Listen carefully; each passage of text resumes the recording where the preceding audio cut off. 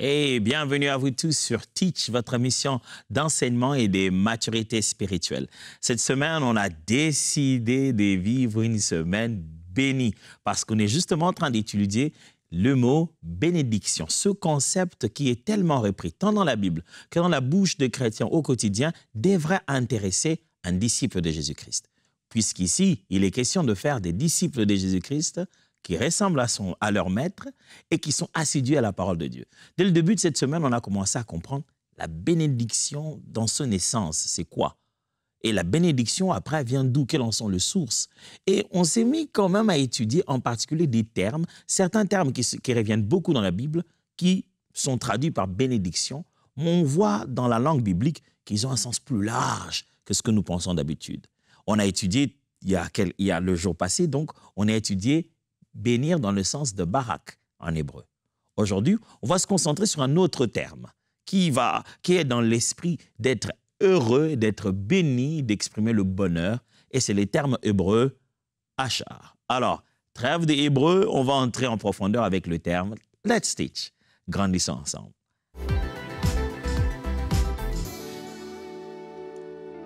Achar, c'est ce que j'ai dit tout à l'heure. C'est une tentative de prononciation. Ça veut dire heureux ou béni. Il est souvent utilisé pour décrire un état de bonheur ou de bénédiction qui découle de la droiture et de la fidélité à Dieu. C'est-à-dire béni parce qu'on est resté droit, béni parce qu'on marche avec le Seigneur, béni parce qu'on est avec le Seigneur. Ce mot est également lié à l'idée de marcher droit ou de suivre le bon chemin. Ce qui conduit à une vie bénie et heureuse. Donc, rester, craindre Dieu, faire, pas seulement craindre Dieu, mais être moralement correct, qui conduit justement au fait d'être heureux et béni dans la vie. Il est fréquemment utilisé dans les livres de la sagesse, dans l'Ancien Testament et dans le psaume en particulier, pour exprimer la condition des personnes qui vivent justement en accord avec la volonté de Dieu. Les gens qui sont bénis de Dieu, qui sont heureux parce qu'ils font ce que l'Éternel dit, parce qu'ils vivent comme l'Éternel le dit. Alors, prenons les exemples. Les exemples, tout premier exemple, c'est celui de Psaume, justement le Psaume 1, verset 1. Psaume chapitre 1, verset 1. Je suis sûr que vous pouvez le dire, vous pouvez répéter ça par vous-même, mais c'est intéressant de voir et de savoir que le mot qui est utilisé là-bas, c'est le mot achar. On aurait pu traduire ça en disant « béni soit » ou « bénédiction à ». Mais voilà comment on traduit la Bible dans Psaume chapitre 1, verset 1. « Heureux l'homme qui ne marche pas selon le conseil des méchants, qui ne s'arrête pas sur la voie des pécheurs et qui ne s'assied pas en compagnie des moqueurs. » Ça veut en fait dire « béni soit l'homme qui ne s'attache pas selon le conseil des méchants ». C'est-à-dire « achar l'homme ». Que la bénédiction suive celui qui ne marche pas selon les conseils de méchants. Ce verset décrit le bonheur et la bénédiction de celui qui vit en évitant le mal et se délecte dans la loi de l'Éternel. Il fait tout pour rester dans le droit chemin. Il ne répond pas aux sollicitations du mal qui l'entoure. La Bible dit, pas des conseils de méchants, ne s'arrête pas sur la voie des pécheurs, ne s'assied pas en compagnie des moqueurs. Et la suite dit qu'il trouve son plaisir dans la loi de l'Éternel et qu'il la médite jour et nuit. Bénédiction attachée à ceux qui vont loin de l'injustice, loin de mauvaises choses et veulent demeurer sur le droit chemin. Le bonheur qui leur est attaché à vouloir faire les choses de la bonne manière. Il y a donc un bonheur, il y a donc une bénédiction que de rester droit. Frères et sœurs, j'aimerais déjà dès à présent commencer à vous encourager pour ça. Nous sommes dans un monde tellement tordu que ceux qui ne sont pas tordus sont devenus les tordus. Je vais répéter ça. Nous sommes dans un monde tellement tordu que ceux qui sont restés droits sont aujourd'hui marginalisés, comme s'ils étaient vieux jeux et qu'ils avaient une réflexion limitée et que c'était eux qui étaient les problèmes. Nous sommes dans un monde tellement tordu que la droiture est punie. Si tu es droit, on te punit de droiture. Nous sommes dans un monde tellement tordu que vouloir faire les choses de la bonne manière passe pour être conservateur. Aujourd'hui, nous sommes dans un monde tellement tordu que vouloir faire les choses de la bonne manière, eh bien, tu seras puni, tu seras exclu. Mes frères, tenez bon. Jésus a vaincu le monde. Nous sommes la lumière de ce monde. Nous sommes le sel de la terre. Si nous aussi on se met à perdre notre saveur, eh bien, le monde va être pourri. Vous savez pourquoi Jésus utilise ces termes? Parce que le sel était la substance qui empêchait la pourriture et qui empêchait l'infection même des plaies, jusqu'à aujourd'hui. Hein. Alors, Jésus dit et montre que à travers nous, nous empêchons le monde de pourrir. Sans nous, ce monde ici serait complètement par terre. Ce qui veut dire, si nous aussi, on accepte de commencer à entrer dans ce rythme-là, ça va être terrible. Alors, je vous en supplie, restez droit. Il y a le bonheur à être droit. Vous n'avez même pas besoin que quelqu'un vous déclare cette bénédiction. Si vous restez dans la droiture, vous restez dans la bénédiction. Si vous restez dans la bonne façon de faire les choses, si vous restez dans la crainte de Dieu, vous n'êtes pas dans les conseils des méchants, vous n'êtes pas dans les voies des pécheurs, vous n'êtes pas en compagnie des moqueurs. Si vous restez comme ça, vous êtes déjà dans la bénédiction du Seigneur. La Bible ne dit pas « bénis soient les chrétiens qui craignent le Seigneur beaucoup et qui sera... » Non, il dit d'abord « bénis soit celui qui respecte ces choses et après qui s'attache à la loi de l'Éternel. » La droiture est déjà une bénédiction en elle-même. Deuxième exemple, Psaume chapitre 32, versets 1 à 2. Le psaume chapitre 32, versets 1 à 2.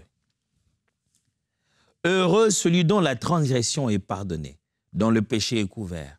Heureux l'homme à qui l'Éternel n'impute pas l'iniquité et dans l'esprit duquel il n'y a point de fraude. Le psalmiste dit ici, le bonheur, la bénédiction, il doit se sentir béni, c'est lui à qui Dieu a pardonné. Et il avance, il dit, il doit se sentir béni, l'homme à qui Dieu n'impute pas l'iniquité. Dieu ne revient pas derrière toi pour se venger parce que tu as commis une erreur. Et même plus, il dit, heureux doit-il se sentir, c'est lui en l'esprit de qui ne se trouve pas de fraude. Tu as commis une erreur, tu n'as pas pu, tu as commis une bêtise, tu as fait un mauvais choix, tu t'es laissé faire.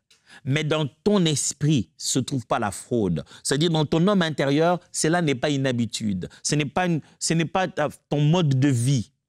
Eh bien, tu es heureux si tu n'as pas pour mode de vie la fraude. Tu es heureux si ton état d'esprit, ce n'est pas faire du mal. Il peut t'arriver de commettre une erreur et ta plus grande bénédiction, c'est d'être pardonné.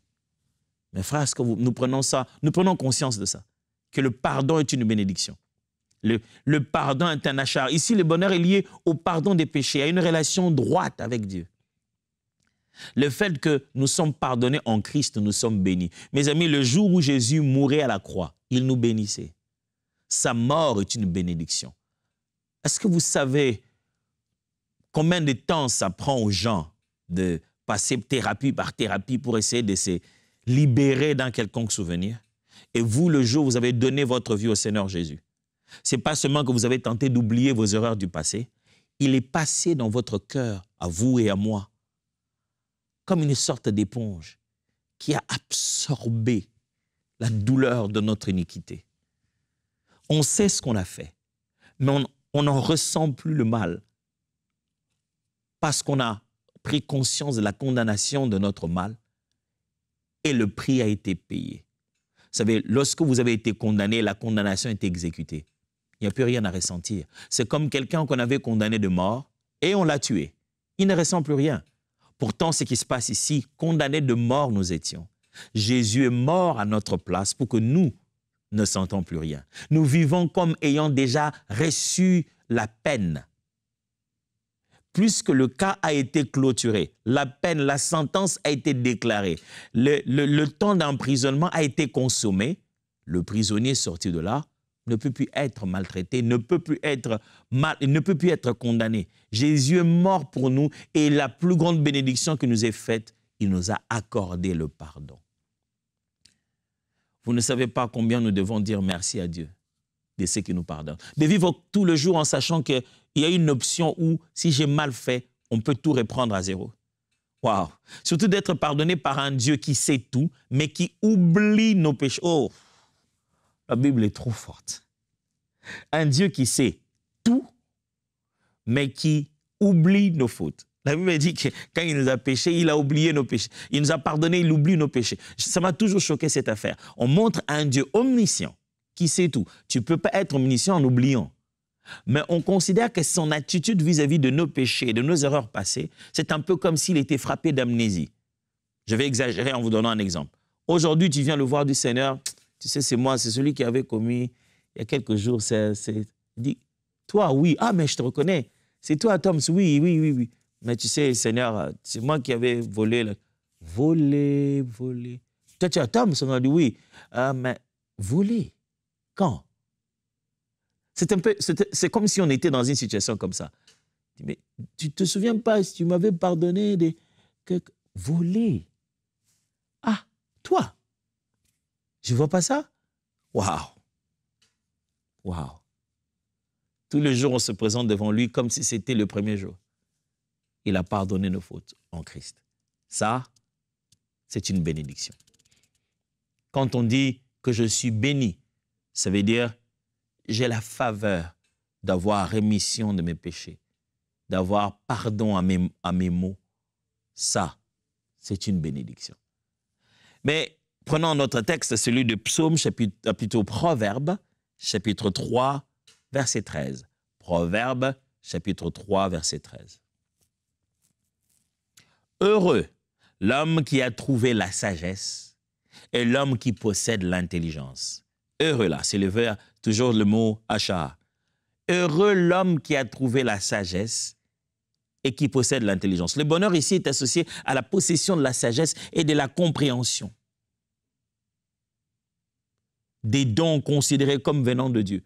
Quand tu as la sagesse d'en haut, tu es béni si Dieu t'a donné la capacité de comprendre la valeur de choses. Le mot qui est là par intelligence, dans certaines versions, est traduit par compréhension, par discernement.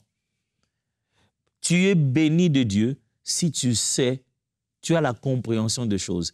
Tu te réveilles un matin, tu peux aller à l'école et tu finis les études. Tu comprends les choses, tu as des conversations avec des gens, tu comprends ce qu'ils veulent, comment ils le veulent. Tu es béni quand tu peux agir au quotidien en posant les pas au bon endroit, en faisant la chose qui est censée être faite. Et les gens te regardent et te disent « Waouh, c'était sage ce que tu as fait ». La sagesse, là, la capacité à poser les actes qu'il faut en mettant en pratique les bonnes informations, en les appliquant en bon escient. C'est une grosse bénédiction. Regarde-toi là où tu es. Regarde ton travail. Regarde dans quel pays tu te trouves. Comment tu en es arrivé là? Rentre un peu en arrière. Regarde tes amis, certains frères et sœurs du quartier où vous avez grandi, tes collègues des classes. Est-ce qu'ils sont là où tu es? Tu penses que tu es arrivé là-bas juste parce que tu avais en fleur, tu avais le sens, tu as pu fleurer et tu t'es dit « je sens ». Vous avez été dans la même classe, vous avez tous appris le même cours de psychologie, de sociologie, des mathématiques. Pourquoi toi, tu as fait de ce que tu as appris, ce que tu es devenu? Tu es béni. Tu as reçu le achar de l'Éternel, ce qui te rend heureux, qui te met dans le bonheur. Aujourd'hui, on voit les hommes et les femmes là dehors. Ils ont de l'argent, ils ont des choses, mais vous sentez qu'ils ne se sentent pas dans le bonheur. Ils ne sont pas heureux. Pas contents et rire. On peut bien rire, on peut suivre le meilleur de comédiens, éclater des rires. Le bonheur, c'est la joie que tu gardes quand personne n'a besoin de te motiver.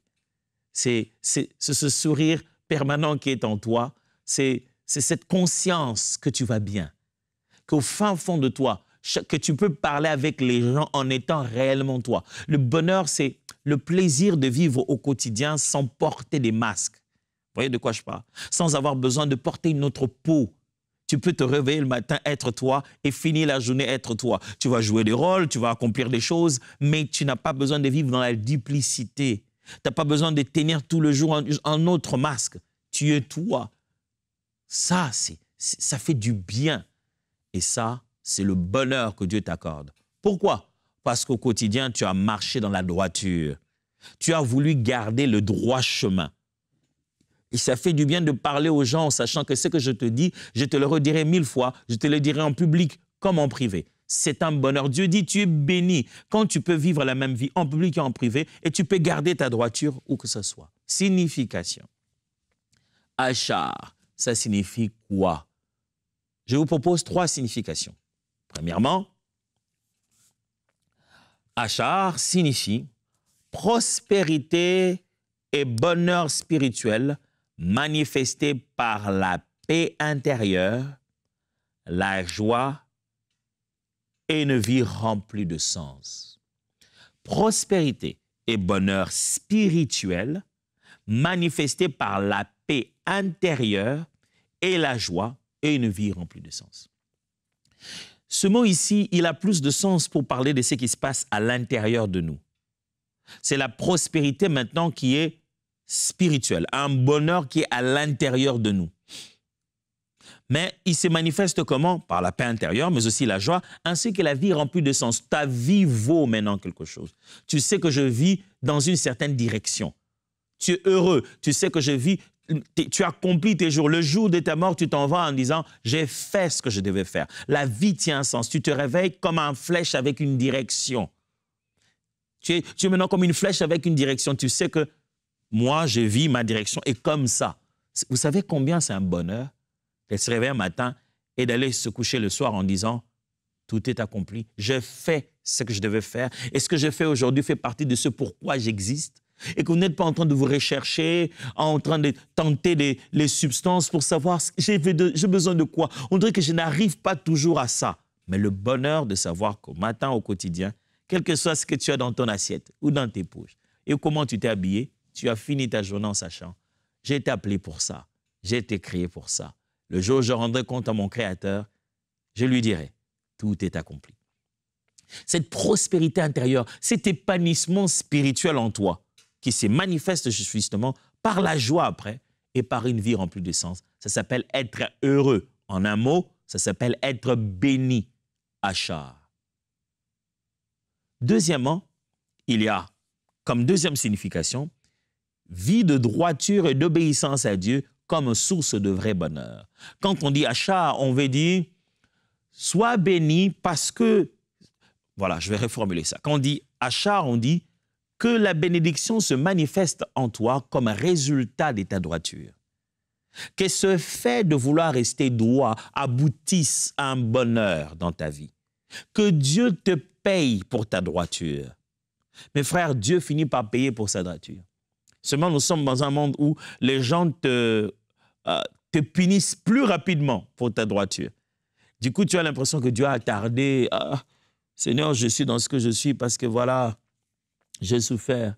Écoutez-moi, les gens auront beau placer sur ta tête la couronne d'épines parce que tu as été droit comme Jésus, parce que tu leur as montré le droit chemin. Mais un jour vient, la couronne de gloire sera sur toi et le Père t'honorera devant tout le monde. T'inquiète pas pendant que toi, tu voulais faire les choses de la bonne manière, on est parlé au patron, on lui a fait croire que c'est toi le problème. On lui a fait croire que tu voles, on t'a piégé. Tu es en train de pleurer en disant « Seigneur, comment tu leur as permis de faire ça? Seigneur, comment tu as pu quand même permettre une telle chose? Seigneur, comment tu as permis aux méchants d'arriver jusqu'au bout de leur projet? » Dieu est un extraordinaire stratège. Il sait de quelle manière il peut s'organiser pour que ce qu'eux, ils appellent un problème, un mal, deviennent source de ta bénédiction, deviennent source. Quand tu as l'impression que le diable est en train de gagner un match contre le Seigneur, c'est que tu n'as pas bien compris la règle de ce match-là. Si on a fini, on a sifflé, oh, le match est terminé. Comment c'était? C'était 3-0. Bah, qui a marqué? Bah, le diable, ça fait 3 jours. C'est que tu n'as pas compris les règles de ce match-là. Ce match-là consiste à ce qu'il meure et qu'il ressuscite au 3e jour. Et la victoire est parfaite. Christ est ressuscité, la mort n'a plus de pouvoir. J'aimerais juste te dire et t'encourager que si tu restes dans une vie de droiture, tu restes dans la bénédiction. Tu ne la vois pas se manifester matériellement, pas de problème. Reçois le baraque qu'on a appris hier, la bénédiction prononcée sur toi. Tu verras se manifester la prospérité, mais commence par une paix intérieure. Vous savez le problème qu'il y a avec les gens qui utilisent leur bénédiction naturelle. Ils obtiennent de l'argent, ils en ont. Mais le problème, c'est lequel? Ils n'ont pas les achats.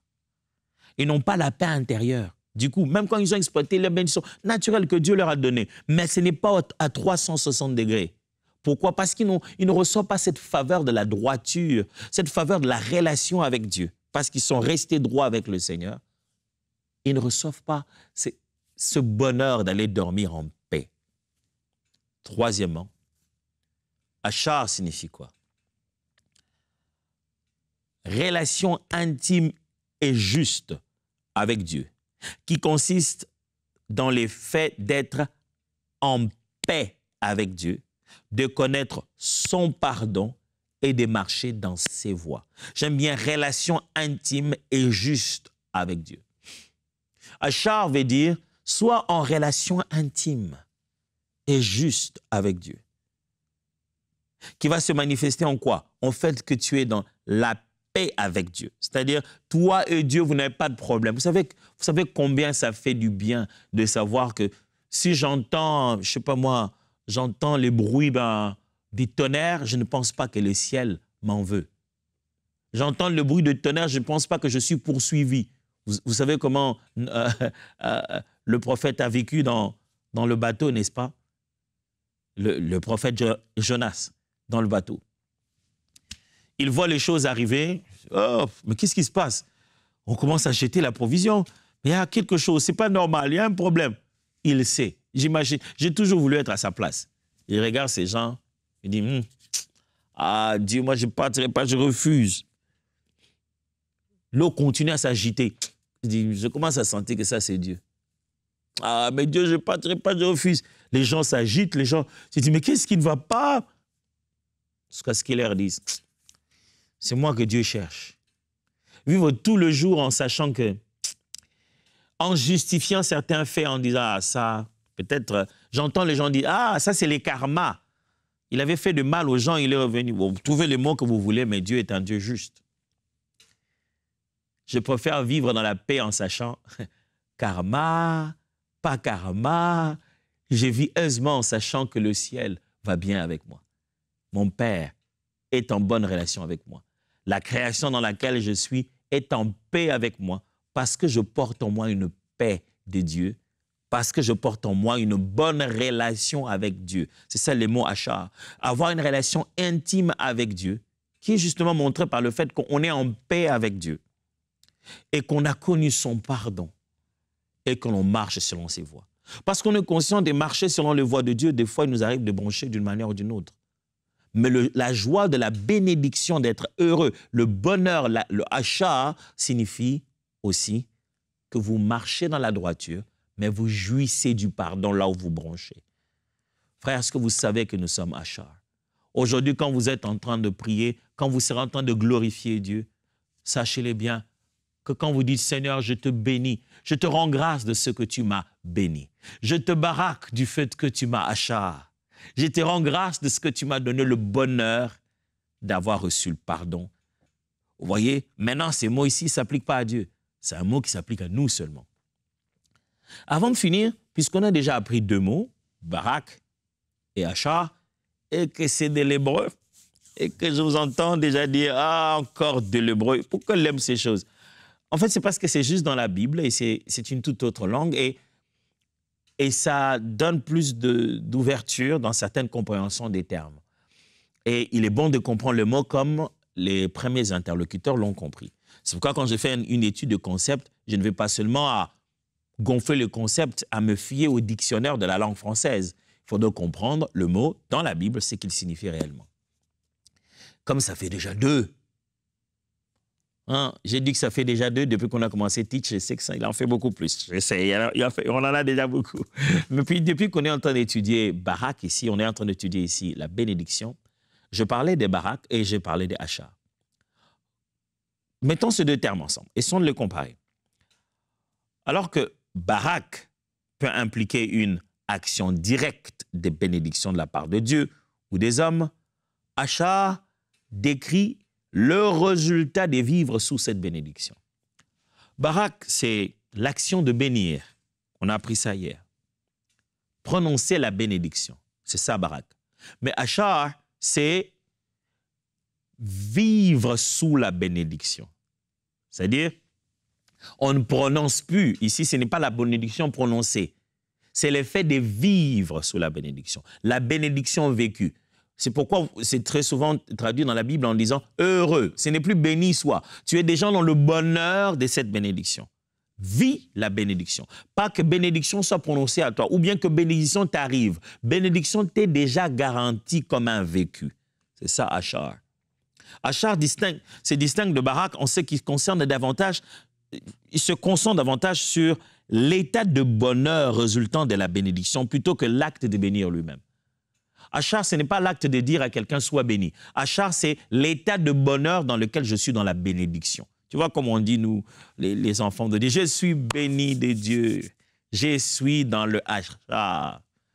Oh, je prie Dieu que tu vives ton Achar, que tu te rendes compte que tu es heureux, que Dieu te donne ce qui va combler ta joie. La Bible dit « demandez ». Vous n'avez pas encore demandé jusqu'ici, demandez. Afin que votre joie soit parfaite. Je prie Dieu que cette petite chose que tu attends, qui va perfectionner ta joie et te donner ce bonheur sur le visage, te soit accordée de la part de ce Dieu que nous sommes en train de servir. Je prie Dieu que cette bénédiction devienne une telle réalité dans ta vie que tu en deviens témoin et que tu en parles. Je prie Dieu que cette visitation t'arrive au point que tout le monde soit poussé à te poser la question « Qu'est-ce qui t'arrive ?» et que ta réponse soit « Je suis béni de Dieu ». Je prie Dieu que cette chose que tu voulais voir dans ta famille, dans ta femme, dans ta maison, tu le vois et que ce sourire que tu as perdu te revienne. Je prie Dieu que tu consommes la bénédiction de Dieu. Je ne sais pas où tu te trouves. Est-ce que tu es quelque part à l'hôpital? Est-ce que tu es quelque part, il te manque quelque chose qui rend ta vie si difficile, tu as des problèmes dans le domaine des finances ou quel que ce soit ce domaine, je prie que Dieu commence d'abord par le Achar, le bonheur intérieur, qu'on te voit sans argent, mais heureux, même si tu n'as pas encore eu ce que tu attends, mais tu es comblé, que tu sois comblé par la bénédiction de Dieu qui vient à l'intérieur de ton cœur. Je prie Dieu, puisque tu as gardé la droiture dans ton milieu professionnel, puisque tu refuses de fléchir, tu refuses de te compromettre, Dieu te fasse vivre le bonheur d'être droit, le bonheur d'être juste, le bonheur de bien faire les choses, parce que le choix que tu as fait est le bon choix. Je déclare le Achar sur ta vie, au nom puissant de Jésus. Amen. Alors, voyons-nous demain pour finir avec ce qu'on peut finir cette semaine. Dieu vous bénisse.